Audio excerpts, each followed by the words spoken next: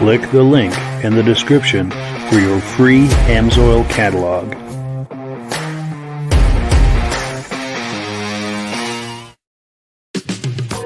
Before we get started, I'd like to give a quick shout out to some of our friends. The Eastern Snowmobile Racing Hall of Fame. Search for them on Facebook. Central Minnesota Pond Racing. Search for them on Facebook. The historic Lancaster Motel for the ultimate Eastern trail riding adventure. Crane's Snowmobile Museum at 172 Main Street in Lancaster, New Hampshire. The Vintage Snowmobile Club of America Quarterly Magazine. The New Hampshire Snowmobile Museum at Bear Brook State Park in Allenstown, New Hampshire. If you decide to advertise with the Vintage Snowmobile Podcast, this could be your advertising message.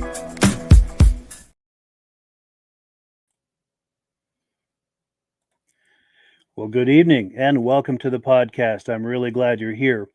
This, by the way, is the season finale of season 3 of the Vintage Snowmobile Podcast. And before we get into things, I just want to take a moment and thank everyone who's been viewing with us all along these past 3 seasons. It's been a wonderful ride.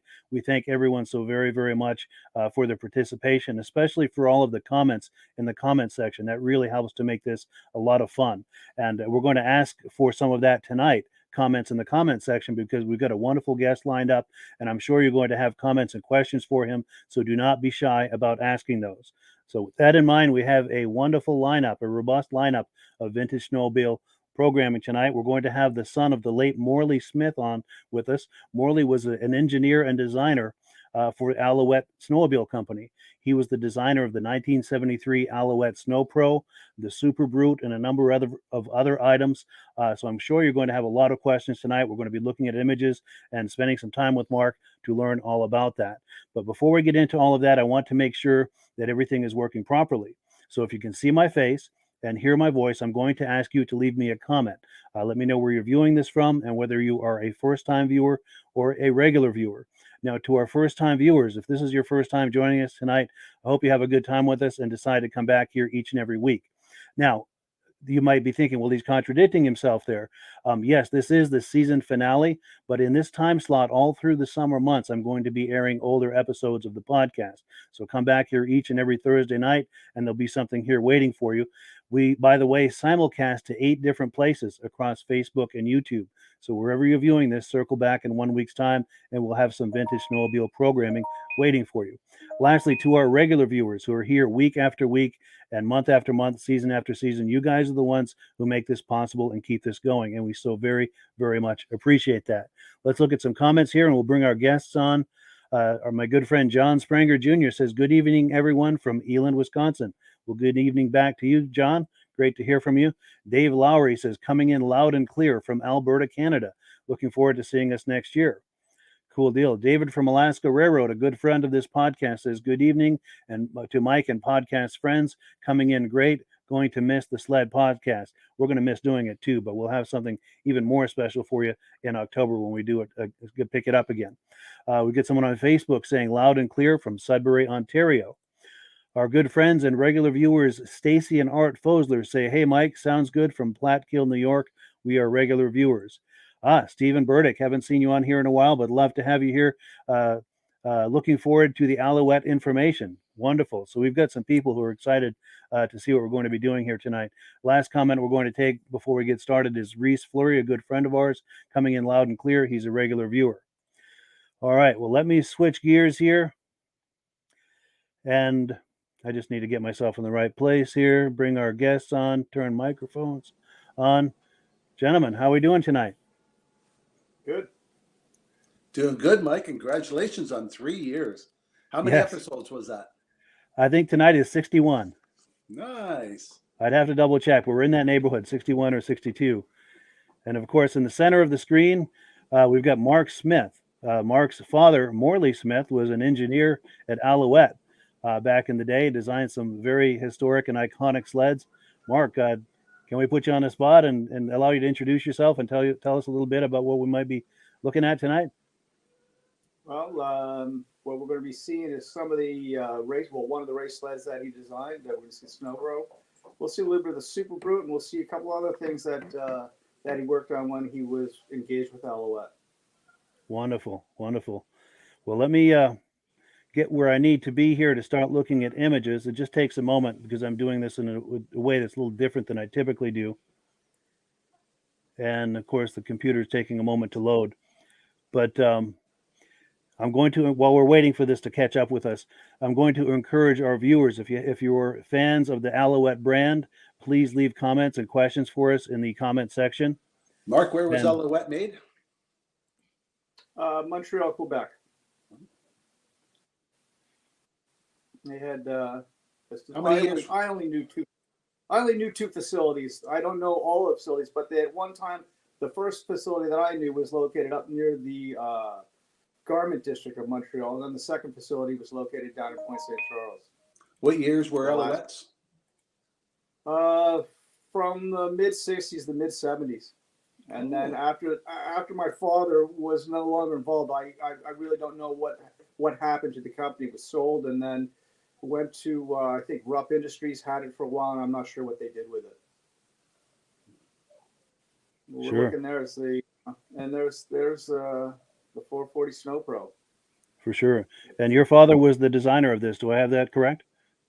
Correct. Yeah. That's if you know my father's designs, you can tell right away from the hood. If you look at not all of his other designs, but the angular shapes of it, you can see it in the taxi that I designed. You can see it in the Montreal Metro. You can see it in versatile tractors.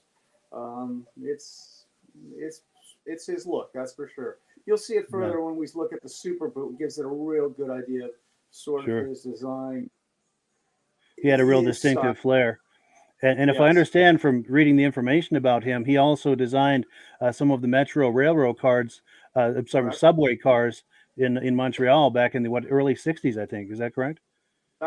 That's actually how my parents ended up in Montreal.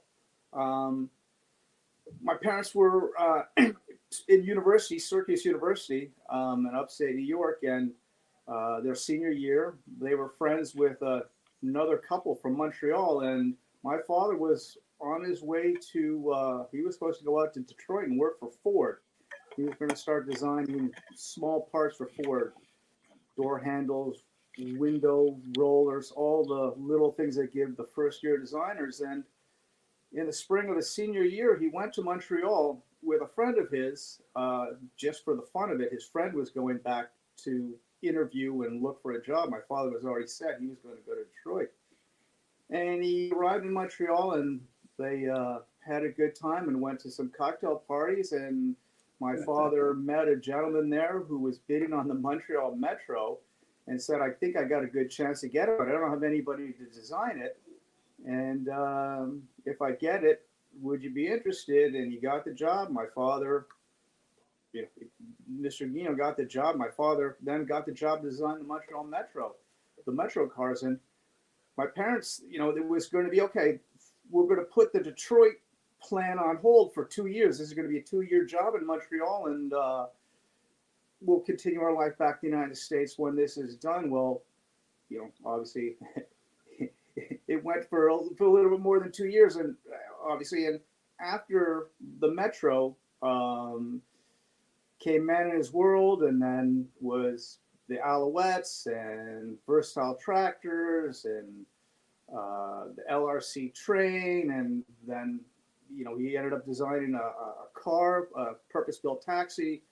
So to make a long story short, that 2-year stay ended up being 60 some odd years, and my parents never left. They, wow. In fact, when they arrived in Canada, they got an apartment. They stayed there 1 year and figured, you know what, we're gonna see if we can make some money in the housing market. They bought a house real quick and said, okay, when we leave, maybe we'll, this city was growing at the time. Maybe we'll make some money. Anyway, they stayed in that house for about 25 years. Then they moved about 3 miles away, and that's the house that they ended up pretty much dying in. So, wow, yeah, that's wild. Isn't there a saying out there that says life is what happens while you're making other plans? Exactly what happened. I mean, it was what turned out to be a fun little party weekend in Montreal. Ended up being 60 years here. Wow, that's amazing. And it sounds like, for all intents and purposes, it was a wonderful ride, that 60 years. Oh, my parents cannot complain. I wish I had a life like they had. So sure, that's nice. Very cool. Well, now that I have this photo album open, let's click through some of these images, and I'll just start clicking. And then as you have stories and anecdotes to go with them, please share them with us. Okay. Okay. So what we're looking at there that's the Sno Pro. But what they're in the process of doing is they're making a plug, and what a plug is the representation of the final form. And from this plug, they're going to make a mold. They will take the reverse of the mold, and that's what they will then build the fiberglass part inside of. So what you're seeing here is probably past the design and prototyping phase. Now they're into the plug phase. So the design at this point has been frozen. They've decided on what the shape is going to be, and now they're physically actually making the plug for the mold. Nice. I think we have a couple more shots of it too. Yeah, you see them. Yeah, that's my father on the left in his wild and crazy hippie days, I guess you could call it, with that beautiful dash.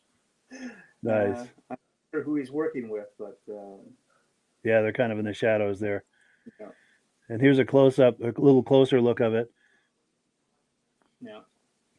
You can, as I said, it's unfortunate people don't know my father's designs, but you can start to see the beginning of it right here in this nose of the Sno Pro. You can start to see all of his sort of characteristics that will carry on later in life and in the rest of his designs. Nice. So he had some truly unique design sensibility, so to speak. And here we go. Here's the finished hood.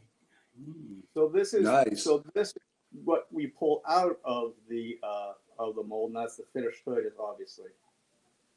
Nice, very sharp. And here's the finished sled, and that is a sharp looking sled. I have to say the lines on that are very beautiful. Yeah, they're ahead of their time back in those days. Yeah, for sure. And this must be applying the decals or the painting the letters, or No, that's absolutely a decal. The decal, sure. Yeah, for sure. See them applying the hood. See this along their assembly line of in the race shop. Because this, I looked at these. I looked at these slides beforehand, and we unfortunately we don't have a lot of great photos of the production facilities, but we do have a fair number of the racing section. So maybe the crowd Sure. this crowd will be more interested in the racing section than the production slides. And from what I think you were telling me yesterday when we spoke on the phone, I think they had the production area for the commercial sleds on one part of the building, and then they had a separate section to assemble the Yeah, race sleds. absolutely. And Okay. it's pretty. It's when you see if you see all the slides, it's for a small company like Alouette, when you compare them to what they were up against at the time, it's an impressive little race shop that they had. Yeah. Yeah, for sure. For sure. Here we got some guys bringing in the aluminum chassis. Nice. And it looks like the engine's been attached to it. Yeah, and the exhaust system too, which is a big step in it. Sure.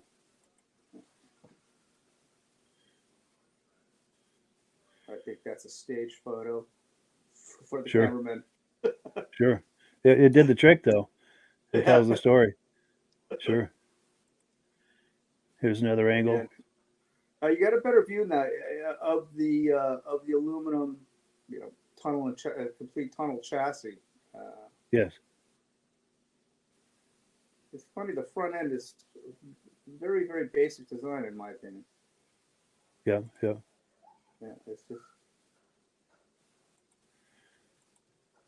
But interesting the ways that the skis stick out on the outside of the hood. Yes. Yeah. Here's Yeah, some another assembly. one. And I don't think these are in chronological order because this one, the No, they're engine's not in it yet. Sure. But it's just kind of a look at the sled. There we go.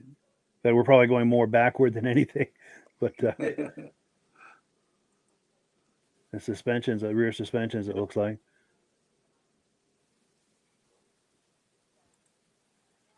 There we go. Another front view of the frame chassis. And it's neat to get an My father- inside look at the production facility. Go ahead, what? Yeah, from what my father, I remember telling me that these guys were pretty good with aluminum. That Sure. there were some pretty skilled workers in there that knew what they were doing with a TIG welder. Nice. That's a menacing front look. Yes. There we go.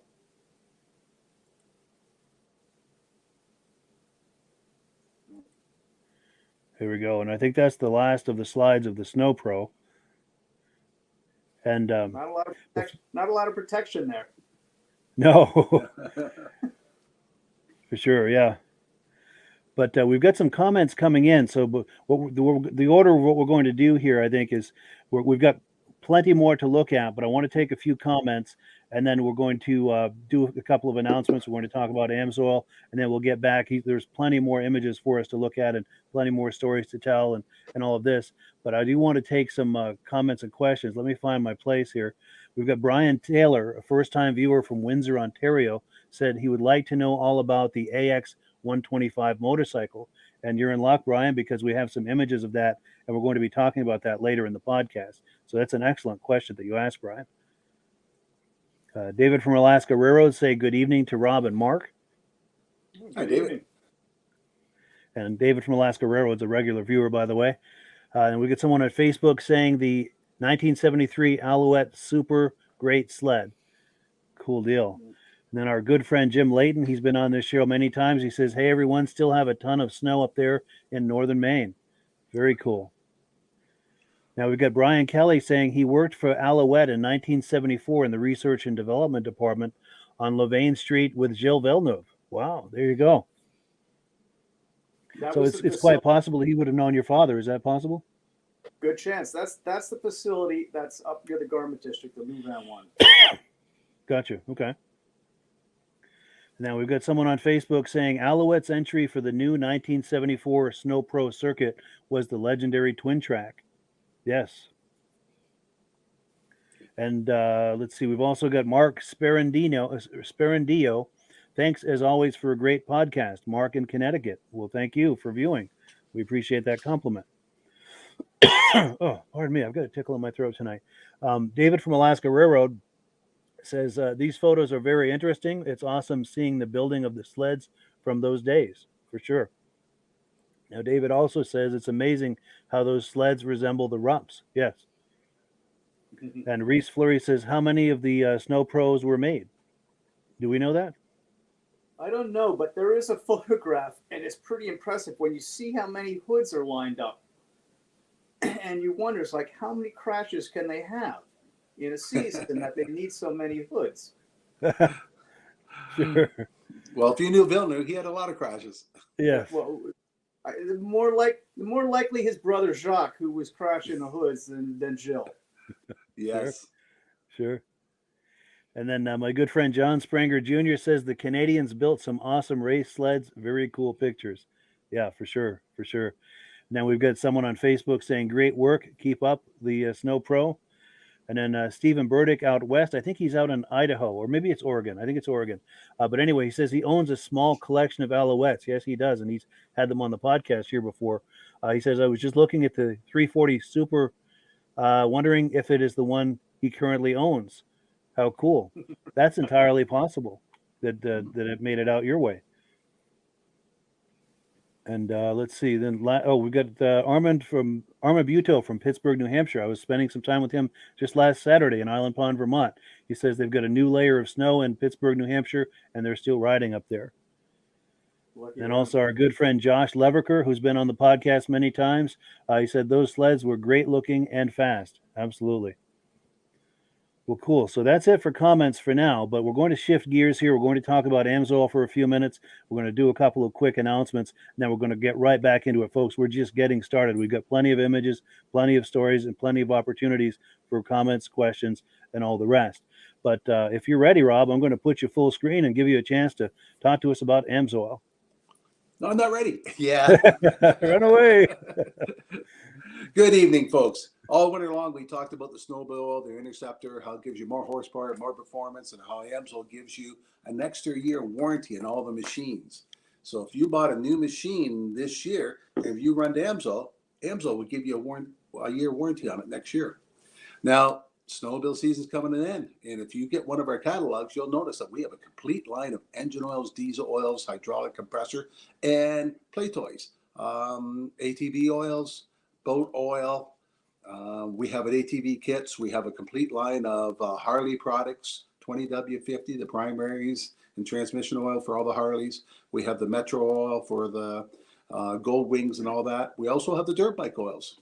We have the side-by-sides and the ATV oils, and some comes in kits. So if you want more information about all the products we have available, or if you want to know how to buy it directly from Amsoil and save 25% on all the discounts, get a hold of Mike. His email and his account number will be on the bottom. We'll send you a free catalog, tell you more about Amsoil, and for only $10, you can get a preferred account. By being a preferred account, you save 25% on all the products you're buying. If you buy $100 worth, they're going to give you an extra $5 coupon. You do that 4 times, you get a $20 coupon. The following year, it only costs you $20 to renew, so you can get your renewal free. And right now, if you order $49 worth of Amsoil, free shipping. It's normally $100. But from March 22nd to April 11th, you order $49. Because some of our Harley kits are under $100. So if you order a Harley kit or an ATV kit, you can have it shipped to you free for only $49. For more information about the Amsoil product, Mike's settle number his account number should come across the bottom, and how to order a catalog to tell you all about the Amsoil products. Absolutely. Link in the description for everything we've just talked about. And I have to say that when you click those links and order using my referral number, Rob and I both benefit. In the interest of full disclosure, I'm signed up as an Amsoil dealer under Rob.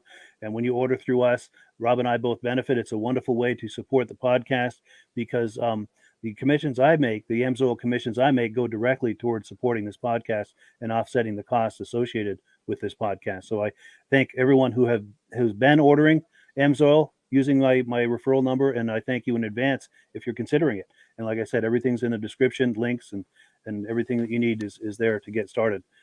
And the only thing, other thing I wanted to talk about is I've got an event coming up. I was just talking about our good friend Josh Leverker.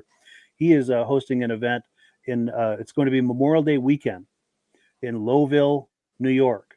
All of the details are here on the screen. It's going to be a wonderful show. I would love to go, but we've got plans to go camping that weekend. But it sounds like it's going to be a really cool show. So, pardon me, if you're curious about that, Lowville, New York, Saturday, May 27th. It's going to be a great show. By all means, check that out. We're going to take a couple more comments, and then we're going to get right back into talking about Alouette. Here we go. Okay, Steve Woodward is saying Mark is too far from the mic. Oh, yeah, if there's any way, Mark, you can get a little closer to your device. Sure. There we go. That'll make for better audio. Thank you for telling us that, Steve. We appreciate that. Brian Kelly says, I'm a first-time viewer from Hudson, Quebec. Just joined and talked to Daniel, who told me of the podcast. Oh, and I meant to, I owe everyone a big apology, especially Daniel.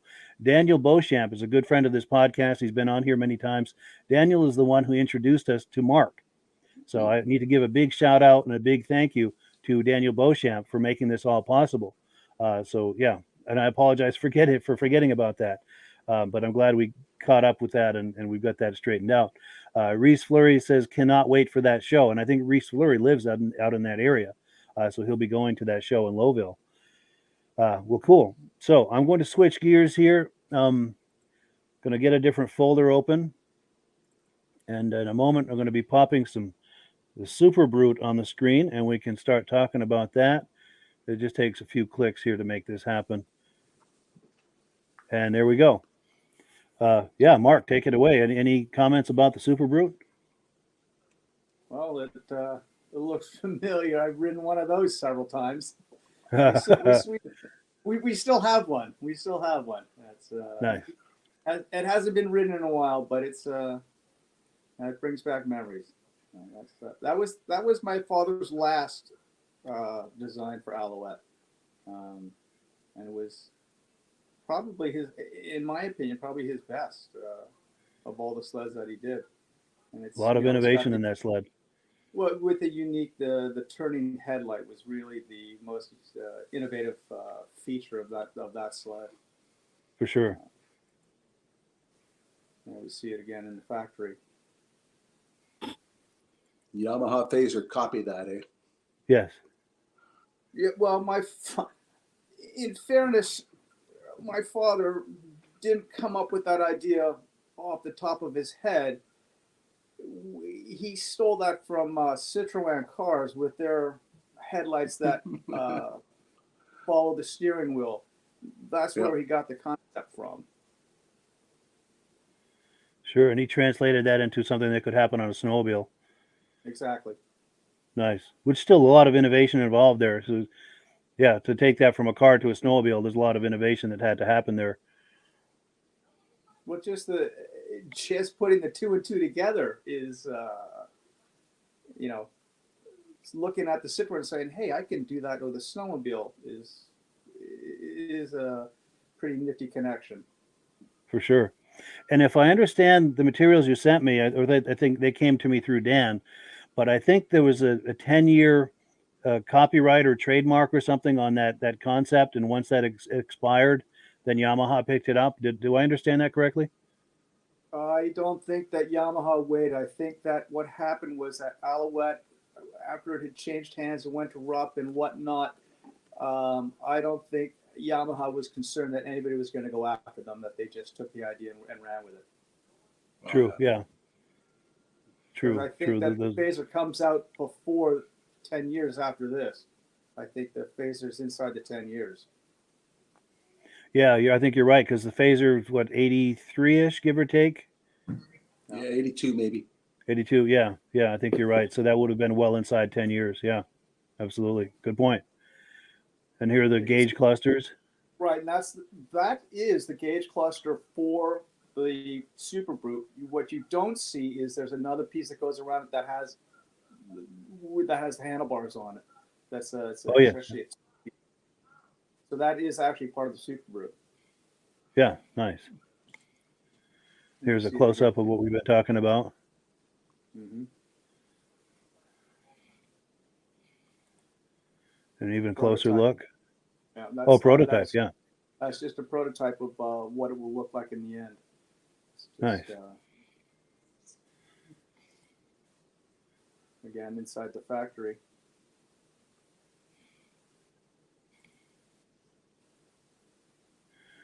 That is a really sharp-looking sled. Go ahead. When you look inside some of these slides of the factory, it's really quaint in comparison to the way things are assembled today. It's it's almost as if somebody's doing it in a very big garage. It's just like, yeah, we're going to go out into my garage and start building snowmobiles. It's really, it's nice. not at all that compared to where things are assembled today. How many people were in the factory? I'm not sure how many were there, but it wasn't massive. That's for sure. Wow. And you're right. I'm sure today everything's all computerized and automated, and yeah, I'm sure production is done very differently today. I mean, there wasn't any moving assembly line. Everything was moved by hand. It was like, okay, we're going to slide the sled from here to the next assembly point. It was literally just, pick it up with an overhead crane or roll it on a dolly. Wow. That's cool. There we go on the outside photo. Nice. So that's all of the slides we have for the Super Brew, but we've got a ton of comments coming in here. Let's go back and check those out here. I think this was the last one okay. So here we go. Someone on Facebook is saying, unlike the 1974 Sno Pro twin track Alouettes, several 173 Alouette Supers were built as they were not exclusive to the factory team. That must be why there were so many hoods. Good point. Yes. And then our friend Stephen Burdick is saying, interesting, the hood is missing the vents. Huh. You're right. It's supposed to have vents right at the front there. I didn't even notice it. Yeah, I didn't either. But of course, Stephen is probably in his man cave standing next to one and comparing that to the images he's seeing on the screen. That's a cool position to be watching this from. Tell him to send us a picture of his. Yeah. But I do know that the picture of this particular sled, is not a complete sled because there's another photo of it and it's missing the interior, one of the dials that goes on the interior steering cluster. It's actually missing one of the dials. They didn't. I guess they didn't have a dial, and they quickly took it outside for promotional photos. Gotcha. Anyway, so this might be a prototype or something, late stage prototype or something. I don't think it's a prototype. I think it hadn't finished production. That it was pulled off the line for promo photos. Gotcha. And then they brought it in and finished the production. Yeah. Sure. Now we've got someone on Facebook wondering if this was made for cross-country racing. Not that I've ever heard of. I think it was just regular pleasure market. Sure. And then Reese Fleury says Ski Rule had that headlight also. Okay. And then Stephen Burdick, oh, pardon me. I've got a tickle in the throat tonight. My apologies. Stephen Burdick says those are not Super Brute pods. Okay. Pods? Yeah, I don't know if he means the handlebar cluster. I'm not sure. Oh, wait. Okay, he's got another comment here. Snow Brute pods. And then he says the 84 was the first phaser. He says the exhaust hole is different on the production sleds. And then David from Alaska Railroad says, I've never seen a front suspension like that. He's got a question for Mark. How did that coilover shock setup work compared to a regular leaf spring sled? Well, they work, but in comparison to modern sleds, they're terrible. Sure. They're horrible. We've come a long way, yeah. I mean, as I said, I haven't ridden that sled in a long time, but I do ride a 1988 Yamaha Enticer 340 long track, and that when we got that sled, that felt much more modern than this sled. And it wasn't, that's what, 13 years older in 88 versus 75. And the Yamaha Enticer now feels like an antique compared to modern sleds. So this is, you get what you get for 1975. For sure, for sure. And then let's see, we've got Brian Kelly. 84 was the first year for the Yamaha Phaser, but may have come in 83 and called it an 84. That's possible. And then Stephen Burdick says also the hand grabs on the rear of the tunnels are missing too. And then John Springer Jr. says the 440 and 76 had a liquid cooled Zibora engine that Rupp used also. And then Brian Kelly, pardon me, says big problems with the hoods with new motors overheating. And then Stephen Burdick says suspension was called the Skizorber. That's right. Cool deal. I did not know that. I forgot. Nice. That's one of the cool things I like about the engagement on this podcast is all this information going in both directions. It's wonderful to be in the middle of all that. Yeah, some of these guys have this sitting in their garage, eh? Yeah, that's a real cool vantage point to be viewing this podcast. For sure. So those are all the slides we have for the Super Brute. Let's see. Now we've got another folder here with just some production photos. I think they're working on a hood. Let me pull that up and see what kind of comments we can get going on that. Any thoughts on that, Mark? That is, can't tell if that's just prototyping or if they're starting to make the plug. Okay. And I don't really recognize what model Alouette that is. Hard to tell. But maybe some of our viewers will know, but go ahead, Mark. I'm sorry. So I'm guessing that they're prototyping, and they've probably taken an existing sled or chassis, and they're now working on next year's model shape. Is what I'm guessing at. And they probably started with something in foam core to shape it, and might have gone to, after they've done it and did it in foam core to get the shape, they may have gone to wood, or they may have gone right on top of the foam core. I don't know. Sure. But that's what it looked like to me. Yeah. And here's a different angle of it. Yeah, you can see all the rough sanding on the ground from ferrying it. Oh yes, you're right. All the debris there. Yeah. Yeah. And the guy with a flying putty.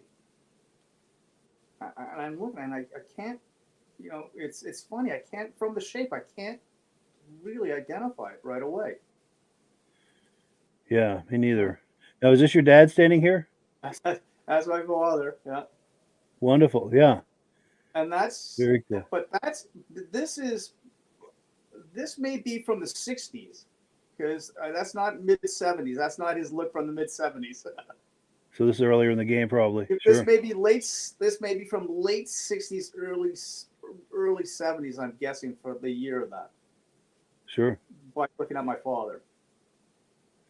Oh, and we've got some comments coming in. We've got Stephen Burdick saying thank you so much for having Mark Smith on tonight. Cool. You're very welcome. And then John Chatterley says Silver Cloud. Is it possible this was a Silver Cloud that we're looking at? That would have been my guess also. They had a sled called a Silver Cloud that they stuffed a rotary engine in it. Yeah. And I don't know how well that did. I never rode one, so I can't tell you how well they worked or even how well they sold. I mean, I don't really know what happened to the Silver Cloud. Sure. But now that you say Silver Cloud, that's probably what it is. It looks most likely like that. Sure. And then we get someone else saying it's possibly the mini Alouette. No, it's not. Definitely not the mini Brute. It's definitely not. Okay. It's too big. Too big for the mini. Yeah.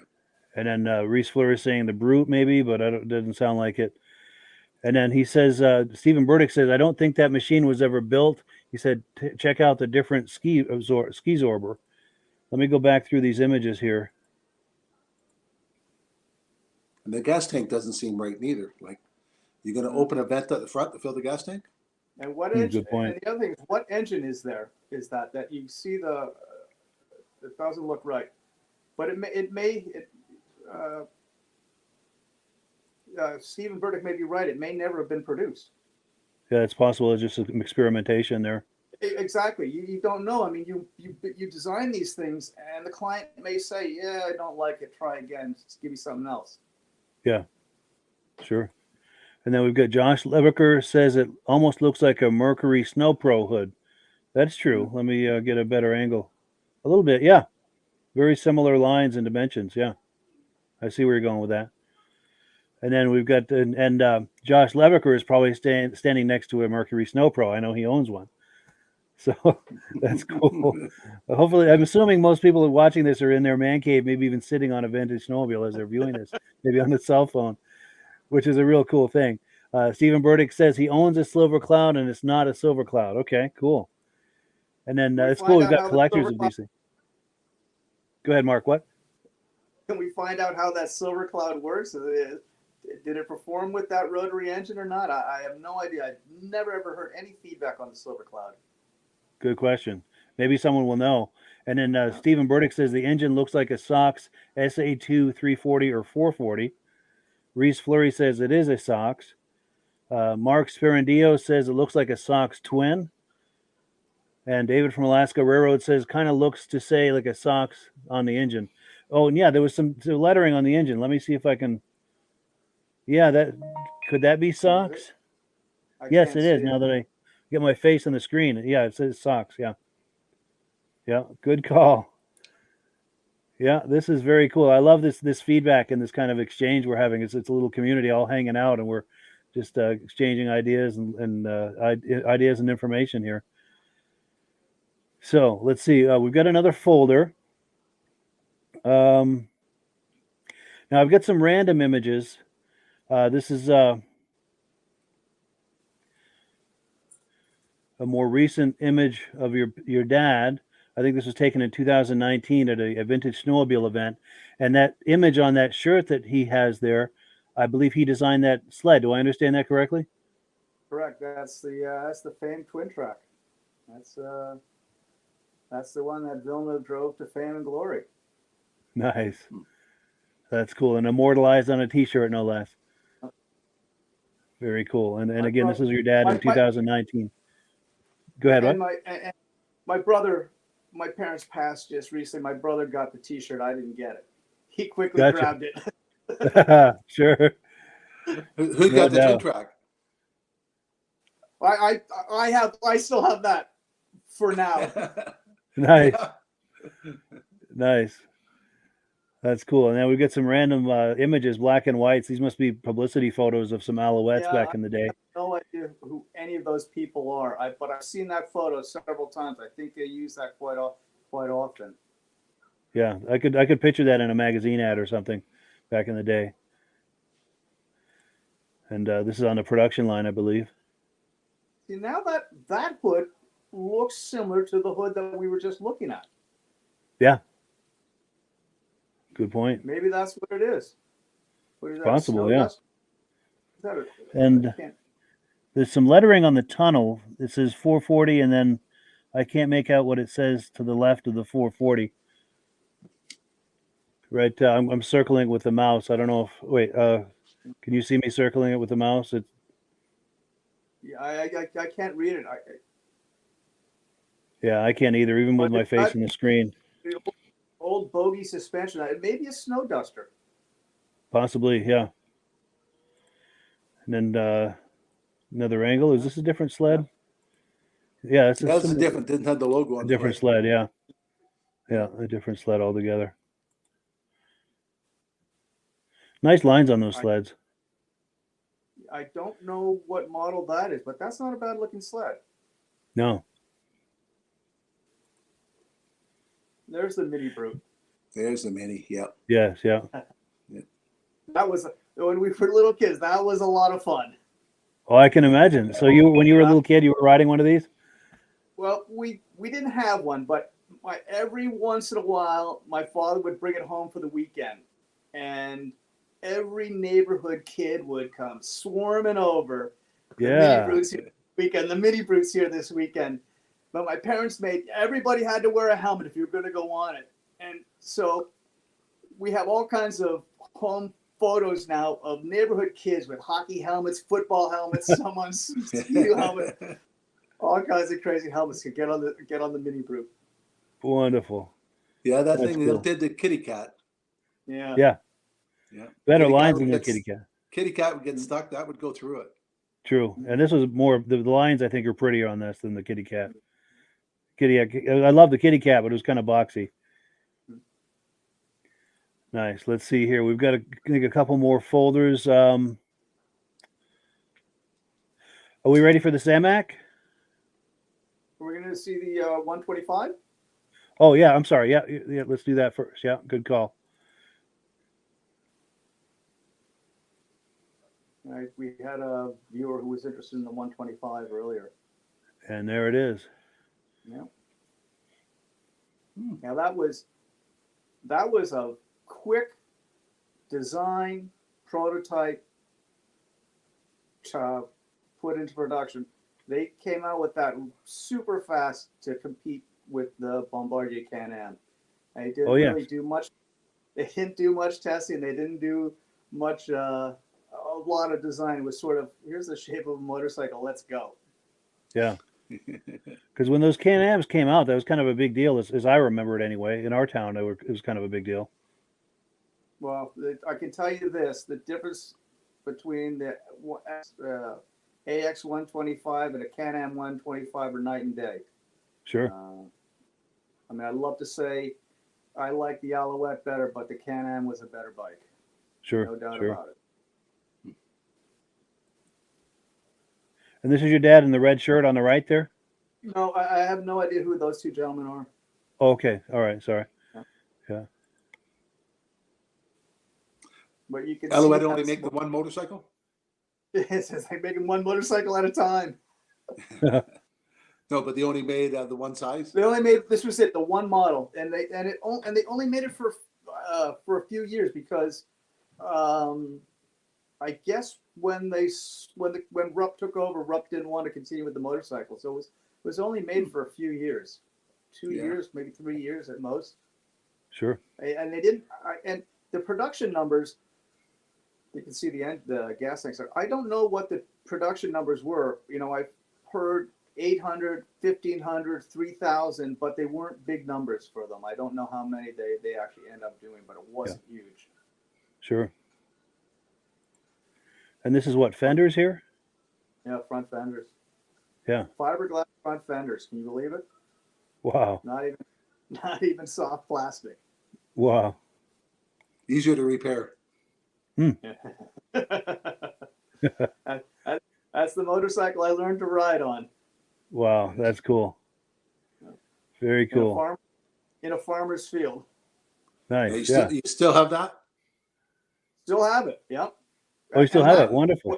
Yep. That's a 125 Enduro. And when that bike came out, and my father, he started as a daily driver. He would drive it from the West Island to downtown Montreal every day to and from work in the summertime.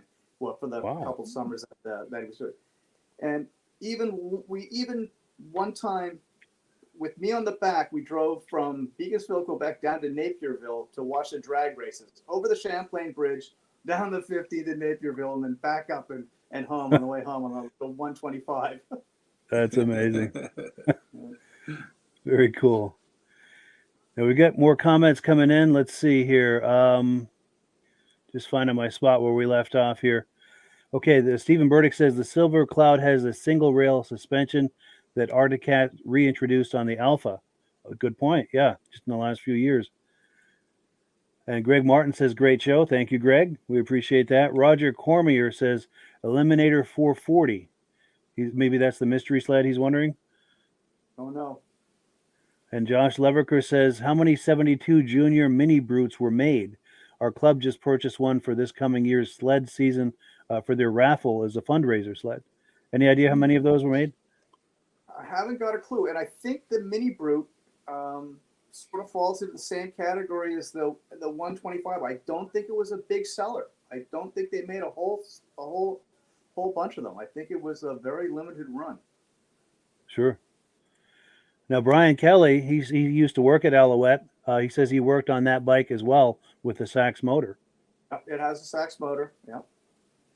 Cool deal. And then Brian Taylor says in 1973, 350 were made.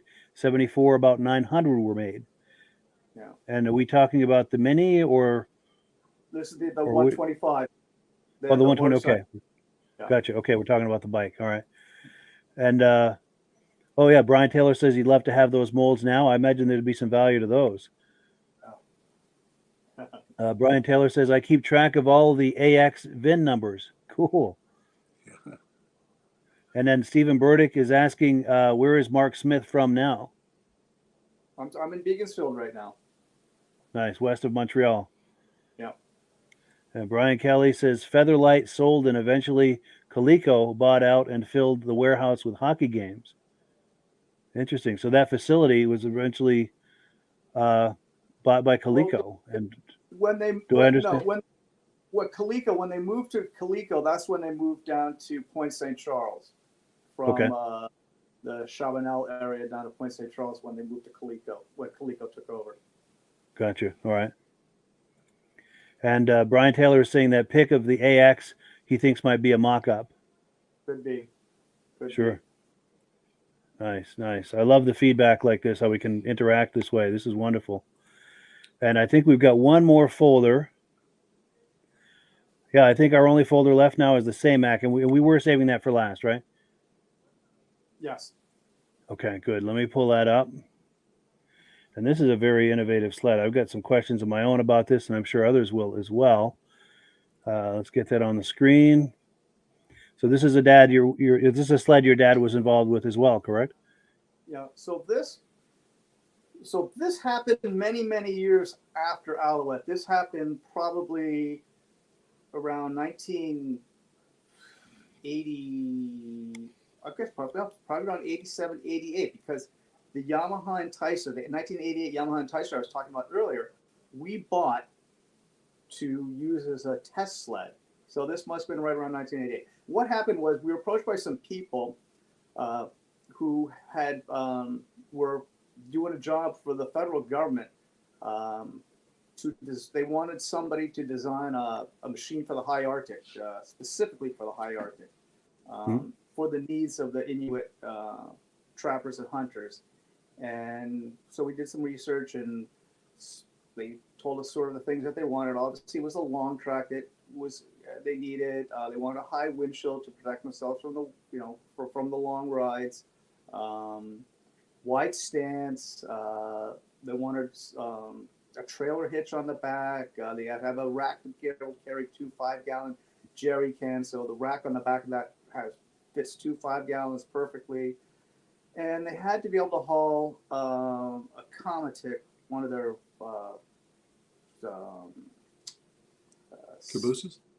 cabooses, but a loaded Cometic with, I don't remember how many elk or polar bears or whatever it was that they were hunting, but there was a certain weight that it had to haul. And anyway, so for big game. For big game, for elk and caribou and whatnot. And so this was the result, and it worked. It worked very, very well. It's unfortunate that when we had finally gone through all the sort of prototyping phases, this one that we're looking at was one of the last ones. I can tell by looking at the steering bars, there's no instrument cluster there, and they want that removed. There was originally, we had an instrument cluster there, and for some reason I don't remember what it was, but they wanted it out, so it was removed. The key gauges are on the hood. That you look down on the hood to see the gauges. Sure. Anyway, that was the genesis of that, and we ended up building about a dozen of them. And this was phase 2 of the SAMAC project. This was a floating sled. That's a foam core chassis tunnel, and it actually floats. It's got a 340 engine in it. Also had buoyancy. That tunnel had buoyancy to it. Exactly, and the skis were full of foam too. we thought it was a great idea because that you fall through the ice up there. You got about 30 seconds before hypothermia is pretty much going to take you, for good. At least this way you could be standing on your sled. You get a soaker, but you wouldn't die. You try to paddle your way to the edge or something. Yeah. Anyway, the Inuits were impressed, but they sort of kind of laughed at us, like, yeah, well, when one goes to the bottom, we just sort of call the government and ask for another one. So, real lot of. Ouch. Anyway. Sure. Now, are those concave skis? Honestly, they're floating skis. They're foam skis. Oh, they are. Okay. They're not. No, they're not. They're foam skis. I can't remember what's on the bottom of them because there is something on the underside. And I don't know if it's aluminum or it's steel or not. I can't remember, quite frankly. I'll have to look. It's out in the country. Still have that one also. Oh, you still have that? Yeah. We'll have to have you on the podcast sometime again for a walk around of that. Yeah. Or even if you want to just take your cell phone with a camera and walk around, hold it horizontal like this and walk around it and talk it up. We would love to have that on the podcast sometime. Yeah, it's unfortunate. I should have done it beforehand, but. Well, that's all right. It's just an excuse to have you on here another time. That's right. Next time. Well, I'll get better slides next time too. Sure. And then we're saving the best image for last. And here's your dad on the Samac. Yeah. Very cool. So they only built one of those?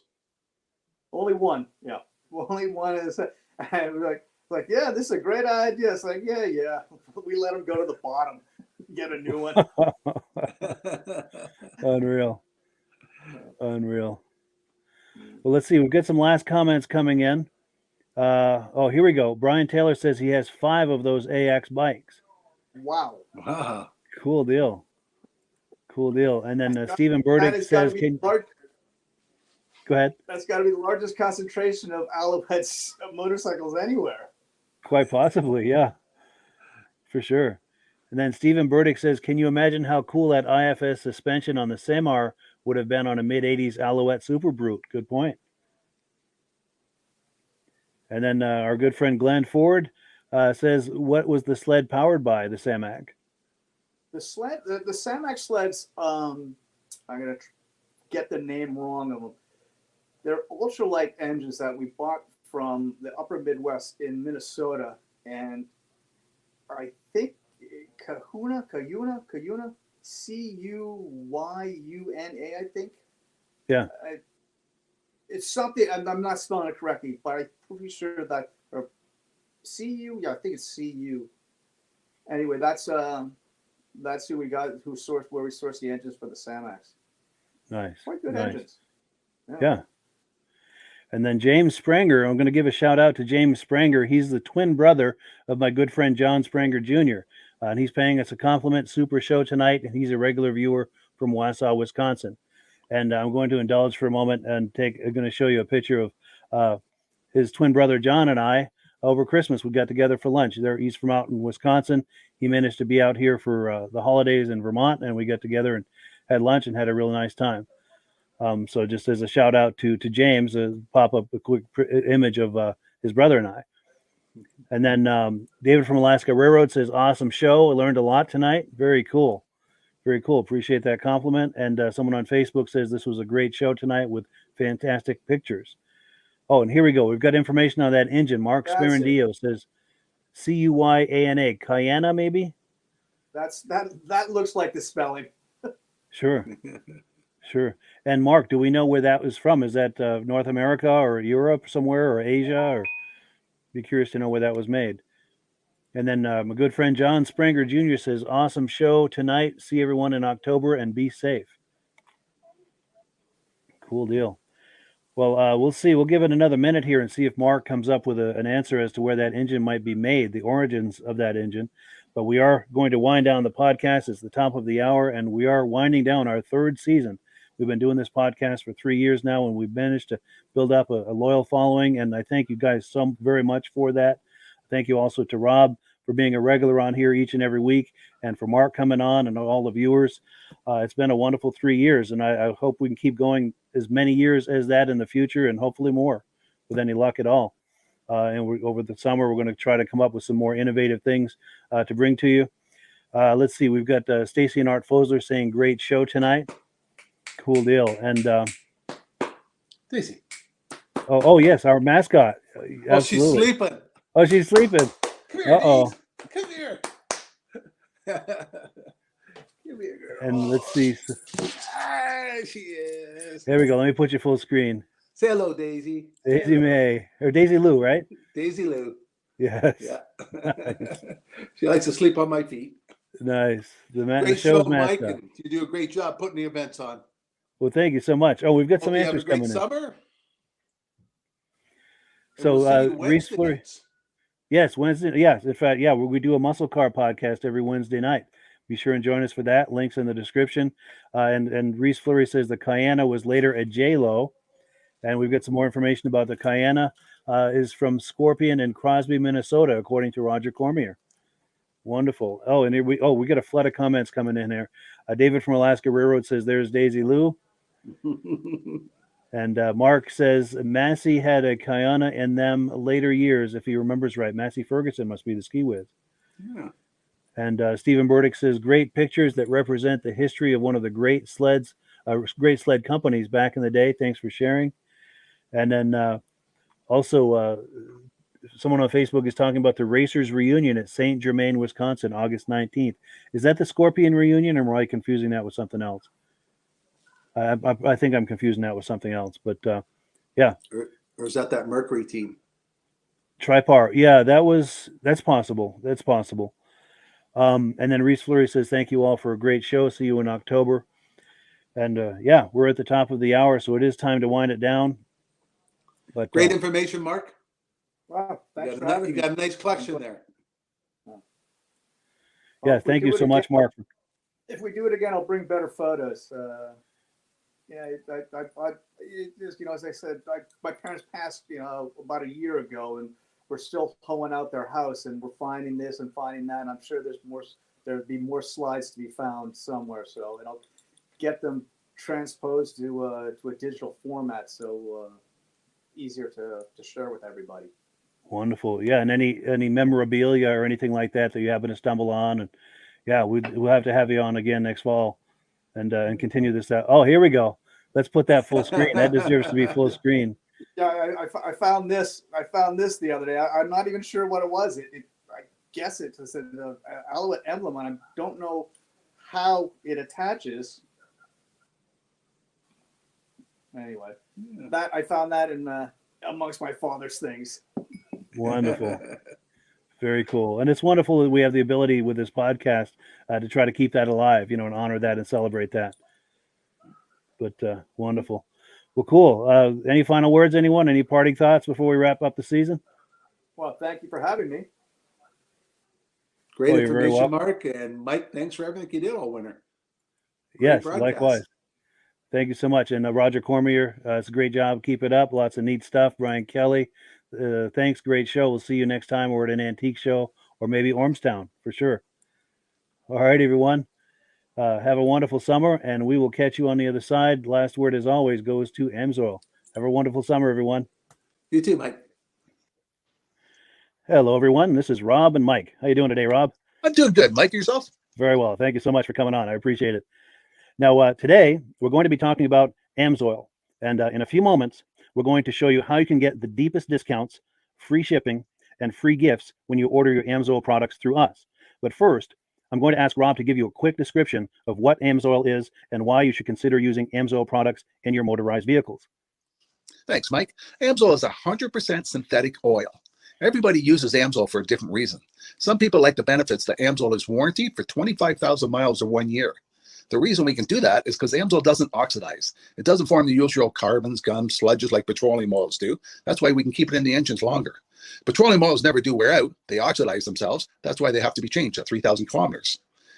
And Amsoil likes the benefit that you only have to change the oil once a year. That saves some money. Some of the people like the benefit of Amsoil is it's a slipperier type lube. By having a slipperier type lube, it cuts down friction drag. By less friction and drag, engines run 20 to 50 degrees cooler, better gas mileage. Now, Amsoil says 25% more protection than the industry requires is in the Amsoil bottles. My average customer gets about 10% increase in gas mileage. That's a big savings. Yeah.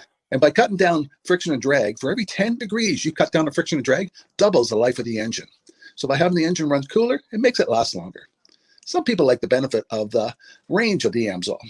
Amsoil's flash point is 425 degrees, and it pours at 50 below zero. Wow. If you ever try petroleum oil when it's 10 below, it turns to honey. And in the summertime, petroleum oil thins out. And once it thins out, that's when it starts breaking down. So Amsoil's an all-season oil, can give you better gas mileage, longer engine life, less maintenance. It ends up being cheaper over a year's time running Amsoil than it is petroleum oils. That's amazing. That's amazing. And Amsoil is available for pretty much any motorized vehicle, anything from lawn equipment, cars, trucks, boats, ATVs, motorcycles, snowmobiles. Yep. And a lot of people phone me up and say, well, what's the benefit of our gear loop? Exactly what I told you about the engine oil. It pours in cold weather, it runs cooler, makes the equipment last longer. And they say, well, what's the benefit of the small engine? Same thing. Makes the engine run cooler, last longer, better performance. So it saves on all the applications that Amsoil has available. Wonderful, wonderful. So yeah, let's talk now. Hopefully this has convinced people to think about maybe joining us in the Amsoil experience. Let's talk about some of the discounts and free shipping and how that all happens. I'm going to pop a graphic on the screen. And yeah, by all means, if you want to talk people through how this preferred customer program works. Amsoil has a number of different programs. One of our main ones is a catalog customer, where somebody can order directly out of our catalog. If they order out of the catalog, they order $100 worth, Amsoil will ship it right to their house. But our best program is our preferred customer. For only $10 for 6 months, you become a preferred customer. You save 25% on all the product. You order $100 worth, they're going to give you free shipping. You don't have to order a whole case. You can mix and match. Say you want 4 bottles of small engine, 7 bottles of 5W30, and a couple of gear loops. You can mix and match. You can order 1 bottle at a time if you want. There's no minimums, no maximums. By being a preferred customer, you save over 25% on all the products you're going to buy. Amsoil sends you extra gifts, a $5 gift certificate on your birthday, $5 when you renew your account, and stuff like that. So it's a good way to save on some of the products you want to buy. For sure. Yeah, it's an incredible value. And this is the deepest level of discount that anyone can get when ordering Amsoil. Is that correct? It is. Wonderful. So let's take people through the step-by-step experience of placing an Amsoil order. Then that would include signing up for the preferred customer preferred customer program, so they can receive those deepest levels of discount. So let's go to the website. This is what the website's going to look like. These are some screenshots. Once you go to amsoil.com, there's a link in the description, or you can just type that into a browser, amsoil.com. This is the page you land on. At the upper corner of the page there, you see how I've circled in red. That is the link to click, the Join Now link. That will take you to the Preferred Customer Program page, where you can take advantage of all of these discounts and free shipping and everything that we've just been talking about. This is what that page looks like. In the lower right, you're going to click Join Now. This will pop up. You select the duration you'd like, whether it's 6 months or 12 months, and click Add to Cart. Now, once this pop-up goes away, you'll be back on the main page. And the upper left, you'll see where I've got that red arrow. It says Shop. Now you can start shopping for products, and on your very first order, you're going to get these discounts and the free shipping as long as it's over $100. You'll get all of these benefits right away. So once you click Shop, it's going to take you to the product page. There's different types of oils, lubricants, so on and so forth. For the benefit of this exercise we're doing now, I'm just going to click motor oil. It shows different types of motor oil. Let's click gasoline. Now this takes us to an item. It's their synthetic motor oil. And you can see the item there, and there's choices for different viscosities. But take a look at the price. Let's take a closer look. Let's zoom in. But if you've joined the preferred customer program first, you're going to automatically get the deepest levels of discount. That's what we're looking at here. You're saving $3.80 on that quart of oil. Instead of paying $16.29, you're now paying $12.49 for that quart of oil. That is the deepest level of discount you can possibly get. And then you just add the quantity that you'd like. You select any other items that you're thinking about, add them to the cart. And once you click Add to Cart for the final time, you're going to see this come up at the top of the screen. It's going to show your items and your the total that you're at so far. Pardon me. And then you just click View Cart in the upper right, and that'll take you to your cart. Take a close look here at the upper right. That blue box shows that you're getting free shipping. You're eligible for free shipping on this order because it's over $100. That little yellow box shows that you've got the preferred customer membership on your order. That gives you the deepest levels of discounts for the next 6 to 12 months. And then below that, you've got the items that have been selected. For the exercise here, I selected 9 quarts of the signature series, but that brings us up over $100 for the free shipping. We're saving $34.20. And if you're ready to finish, you click Checkout Now, and that takes you to this screen here. If you haven't signed up with an Amsoil account at this point, just click in the lower right to create an account, create a new account. It's going to ask you for some basic information, name and those types of things. Now let's take a closer look. You'll see this gray shaded box. This is a very important box. This is going to ask you if someone has referred you to AMSOIL. And if so, please enter my name. My name is Mike LaPierre. It's spelled right there on the screen for the correct spelling. And also the referral number, 304-555-94. That's how you make sure that Rob and I get credit for this. Now, in the interest of full disclosure, I have signed up for AMSOIL under Rob. So when you order using this referral number, Rob and I both benefit. So if you enjoy these podcasts that we're doing, this is a wonderful way to support the podcast, because when you order using this referral number, Rob and I both benefit, and the commissions I make go directly toward offsetting the cost of doing these podcasts. So I thank you in advance for that, for using my referral number. I very much appreciate it. And once you've done that, you just go into the next screen to enter your payment information, and you're done. Now, once you've placed your order that's over $100, and that order includes your AMSOIL Preferred Customer Program, you are now eligible to get a free DVD from myself. Now, this is going to be either a muscle car DVD or a vintage snowmobile DVD. Use the email address on the screen, wkspodcasts@gmail.com. Send me an email. Let me know which DVD you would like me to send you, the muscle car or the vintage snowmobile DVD, and I'll get that right out to you. As you're typing in that email, in the subject line, be sure and type in capital letters, free DVD requests, so it stands out as I'm checking my email, and we'll get that right out to you. So I guess the last thing, Rob, that we wanted to talk about is if someone is considering AMSOIL as a business opportunity. Yes. If anybody has a retail or a commercial account and they would like to buy directly from AMSOIL, just send Mike a line. He'll show you how to set up, and you can buy directly from AMSOIL. But if you are interested in starting your own part-time business, a part-time business that can grow into a full-time income, Mike and I will show you the AMSOIL marketing plan. AMSOIL has a large selection of products that cover almost every application. So it doesn't matter if you're into snowmobile, boating, or ATVing, or hot rods. We have an oil for every application. It's a fun type business that's I really enjoy doing. Where else can I go and have fun and make money doing it? And Mike and I are here to help you all the way along. If you need any help on how to promote or to find new accounts, we're here to help you. For sure. So when you sign up under that number, this 304-555-94, you're getting Rob and I as a team. Now, Rob has been doing AMSOIL for 40 years. Can you believe that? 40 years. So he knows every aspect of this business, and he knows all of the ins and outs of the products. So he'll be able to help you with any kind of product questions or any kind of questions to show you the different business models that you can do with AMSOIL. And then the other thing that you get when you sign up under me is I've got a strong background in social media. So if you need some coaching on how to generate AMSOIL leads using Facebook and YouTube, I'm happy to coach you with that when you sign up under Rob and I. You get both of us as a team to help you, to coach you, to support you, whatever you need to get you off and running with this business and having fun with it. Like Rob said, it's an enormous amount of fun. If you're like Rob and I and you enjoy going to any kind of boat shows, car shows, motorcycle shows, snowmobile shows, anything with a motor, you like going to those shows, those events, those races, this is a great way to turn that into a income opportunity for you. Yes. And just by wearing my AMSOIL hat at one of these events, people come up and ask me about AMSOIL. People don't know where to buy it, and I'm there to help them, show them where they can buy the product. Perfect. Well, cool. Well, this is great. Any final thoughts, Rob, before we wrap it up? AMSOIL's a fun business. AMSOIL's been around since 1968. It was the first synthetic oil to be AI approved. Wow. Yeah. That's amazing. And that's very early in the game too, isn't it? Yes. For sure.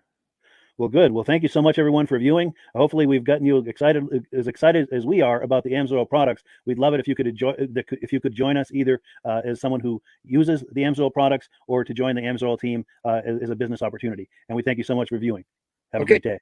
You have a good day.